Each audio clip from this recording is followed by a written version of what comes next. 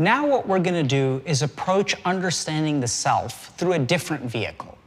So some of the practices that we share about understanding the self are really inquisitive and exploratory in nature.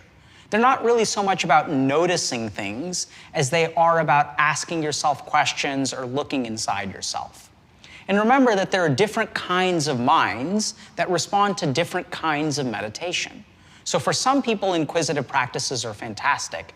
Other people really enjoy more physical practices or breath practices.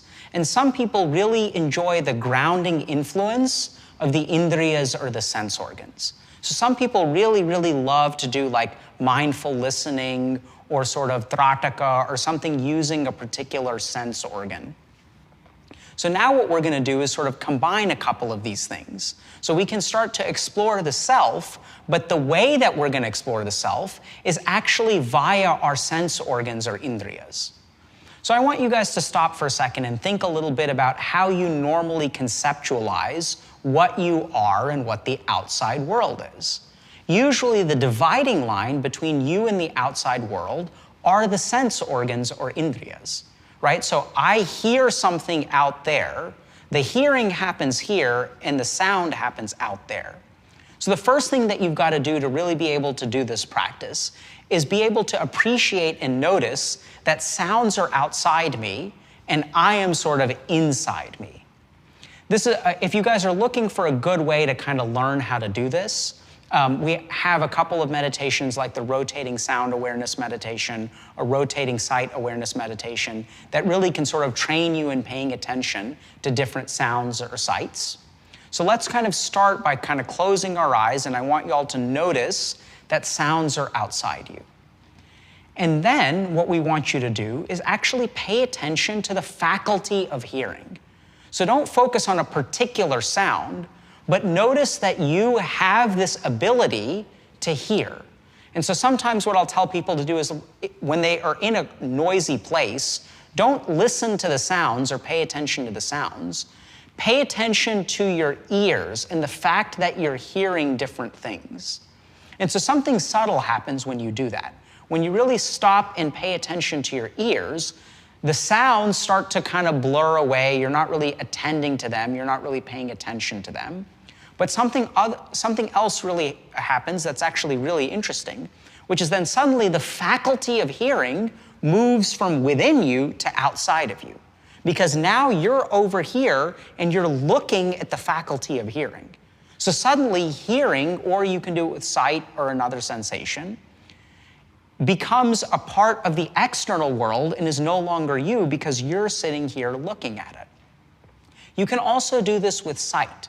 Right? So you can like look at particular objects, but then you can also notice in this moment, and just try this for a second, notice that your mind is able to see things, that you have a faculty called sight, and really pay attention to your eyes and pay attention to the phenomenon of seeing. And if you do that, it's going to be kind of a weird sensation. For me, what it sort of feels like is I kind of zoom out and I see everything around me. The whole like kind of frame of my sight becomes visible. And that's what the faculty of sight is. And at the end of the day, what we sort of started with is I'm over here, and hearing is inside me, and sounds are in the outside world.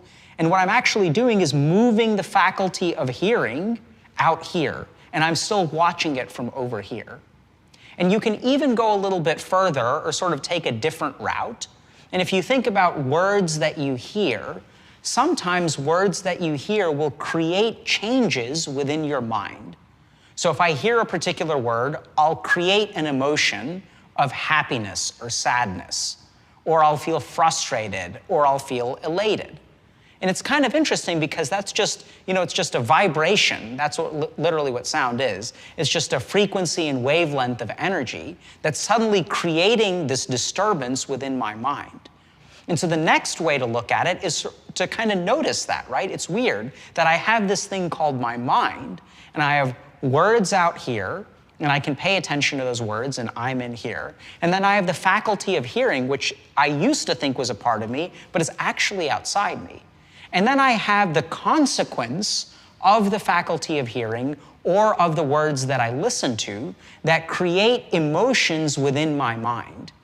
And if I have those emotions in my mind, I normally think of those as part of me.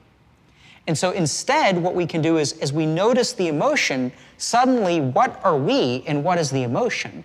Because the emotion becomes part of my mind, it becomes part of my body, but it isn't me.